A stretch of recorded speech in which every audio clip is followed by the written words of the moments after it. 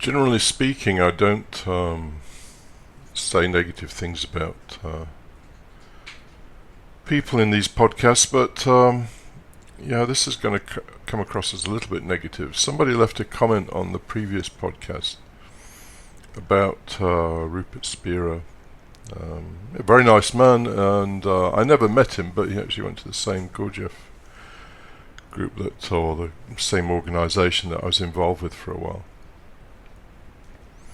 But his big thing, if you've listened to Rupert Spira, is that we can be aware of awareness. That is a stupid statement, but nonetheless, people like it. And people like Rupert Spira and Eckhart Tolle, or Tolle, are purveyors of dreams. They're not going to tell you things you don't want to hear. Why am I saying this? I'm saying it because these people are not going to tell you that you don't have any free will. They're just not going to tell you that. Why? Because it is the most insulting thing you can tell the ego. The ego doesn't like that. Anyway, I'm going to elaborate on these points. So the whole free will thing is the thing that upsets people more than anything else I've found when we talk about these particular kind of topics. And of course, our egos, which are primarily control mechanisms. If you look at the classic definition of the ego, it is a control mechanism. It believes it has control. It plans, it schedules. It believes it has control of the world. Well, a lot of people need that because they can't, for whatever reason, face the fact that the world, as far as they're concerned, is a fairly random thing, and that whatever they do actually has a cause. Here's the central point. You can't believe in free will if you believe that the world is governed by cause and effect. Every time there's a flash of lightning, there's thunder. Step out in front of a 40-ton truck travelling at 60 miles an hour and you will be flattened. These are cause and effect.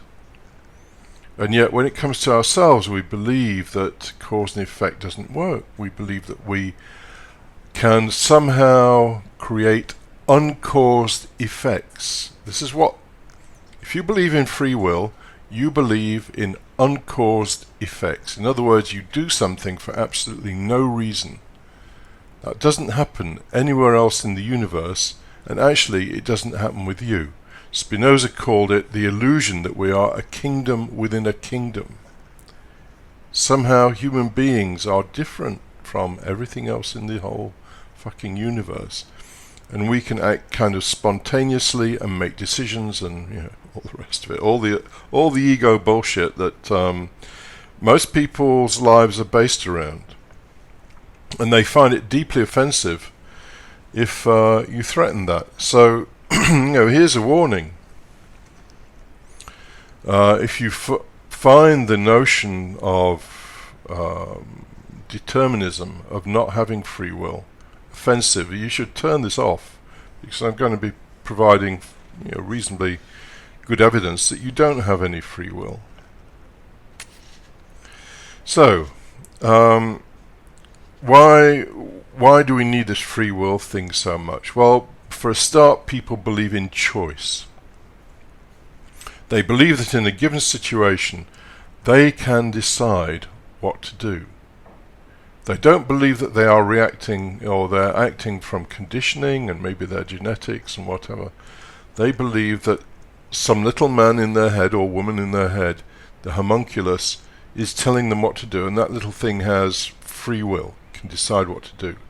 They believe that that has no causal links, that it operates totally freely. And yet, modern neuroscience, I can't remember the guy's name, anyway, there's somebody got a video out showing the findings on this.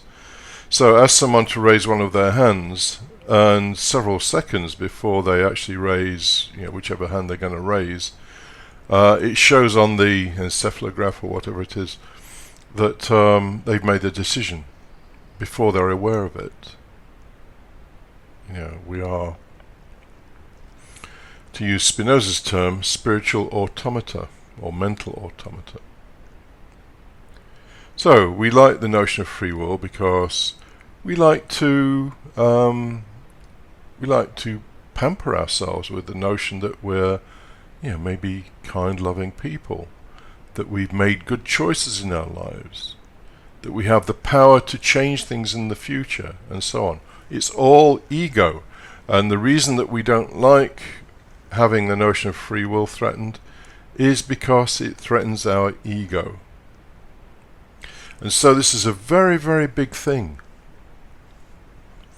We like to think that we are people worthy of praise in certain situations. And in other situations we feel like we should be, or not that we should be, but we will be blamed or whatever. Well, as Spinoza says, there is no praise or blame. How can a machine have praise or blame heaped upon it? And since we are effectively cause and effect machines, like everything else in the fucking universe, then praise and blame doesn't count. Now, this doesn't mean that someone who is a serial fraudster or whatever shouldn't be slapped in jail. They're a threat to society, but there's no praise or blame. They were doing the only thing they were ever going to do. So Spinoza summarizes the whole thing by just saying we are cause blind. We do things and we believe that we have free will, but we do not look for the causes of our actions. And because we don't look for the causes of our actions, then we believe we have free will. We don't see the link. So you're out one day, you see an ice cream, you like ice creams, but you've just read a book about the evils of fat and sugar. So you don't go and buy it, and you believe, your little feathers all ruffle up, and you stick your chest out. I didn't have that ice cream, it was a free choice. Well, no, it wasn't a free choice. You just read the book about fucking sugar and fat and decided that you didn't want the ice cream. So we're cause blind. Now when you get to Schopenhauer wrote a whole paper about 50 or 60 pages in length about this topic, and he too agreed there's no such thing as free will. And his classic statement that summarizes this whole thing is, you can do what you want. There you go, you've got free will. But you cannot want what you want. Oh fuck, you haven't got free will. So you can do what you want, but you cannot want what you want. And Einstein re-quoted that. That was one of Einstein's favorite quotes. He was a big fan of Schopenhauer, Spinoza, and Kant, actually. I'll get on to Kant in a moment.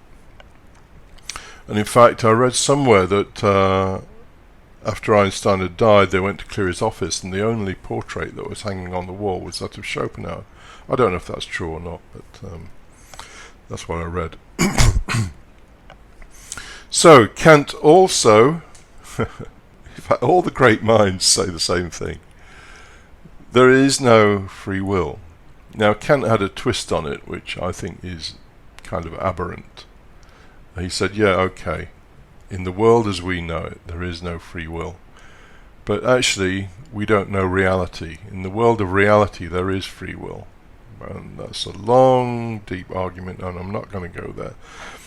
But just for the sake of, quoting another name, Kant saw that in this world we have no free will.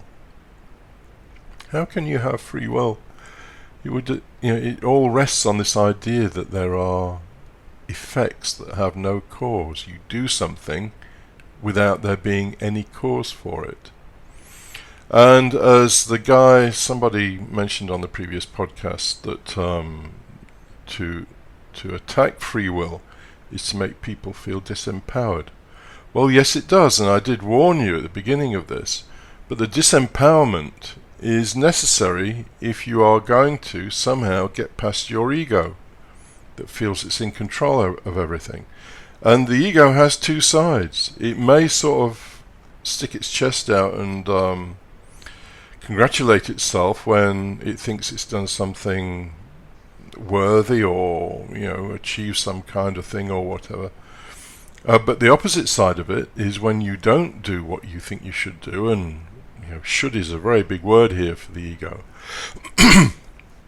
and the superego.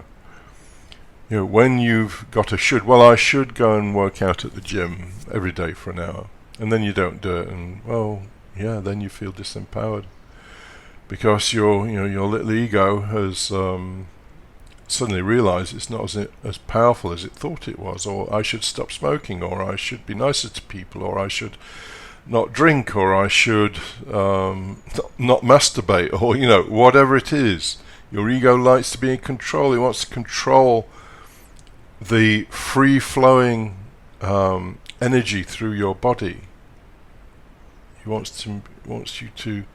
It's like a little monster in your head, a little policeman that's telling you what should and shouldn't happen, and it believes absolutely that it is in control of everything.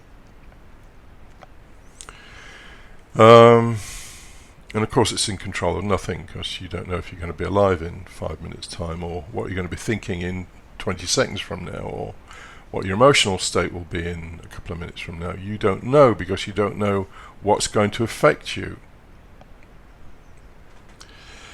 So here's the upside and the downside to the ego. The upside is that it can flatter itself that it's in control. The downside is that when things don't go the way that it wants, then it gets kind of upset, and it can get angry or spiteful or self-harming.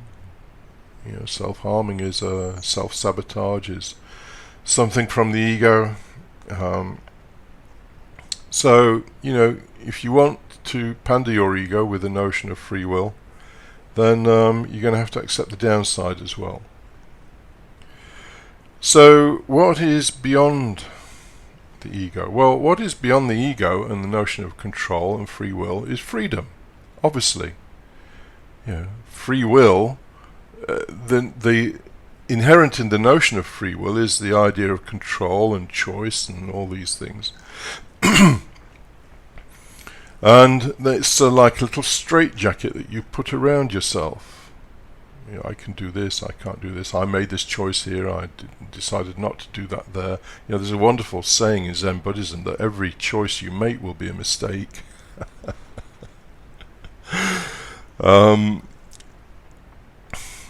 The ultimate statement on all of this comes from Spinoza.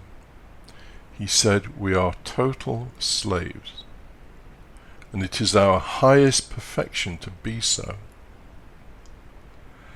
To understand that and to realize it isn't something that just happens. I think it was, what's his name? Meister Eckhart? I know it might have been Jakob Boehm. Anyway, one of them said that the route to heaven passes straight through hell. And that is the way it is. What is hell? Hell is seeing and basically deconstructing your ego to some extent. And part of that is the realization that you have no free will. And it's a big thing, and most people won't go there because, well, in a sense, why should they? They're kind of happy in their misery. The misery being, well, everything's not going as I want it to go. And there's a saying in Buddhism that if you get to the age of 60 or 70 and you're not bitter, then that's quite a big thing. But most people get bitter as they get older because life hasn't unfolded in the way that they want it to. Their ego has told them that you're going to get promoted at work, and you're going to have a happy family, and your kids are going to love you, and you're going to have a nice pension when you get older, and yada yada yada. And most of it doesn't happen, and so they grow bitter as they get older. And that's the ego. That's the other side of the ego. That's the if you want to indulge your ego, that's the price you have to pay.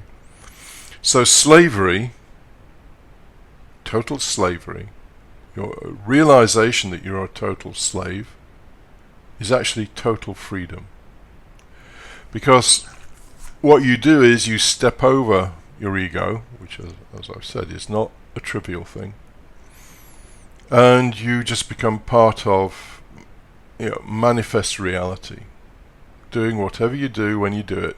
And you can then start saying, well, you're talking about this, but I can choose to do it or not. No, you can't choose to do it or not do it. If the argument becomes strong enough for you to do that, you will do it. That is the cause. If the argument isn't strong enough, then you won't do it.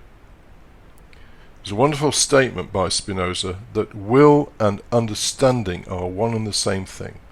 And I'm not going to go into that, but very quickly, as you understand, so I gave the example of the ice cream. You've just read a book on sugar and fat.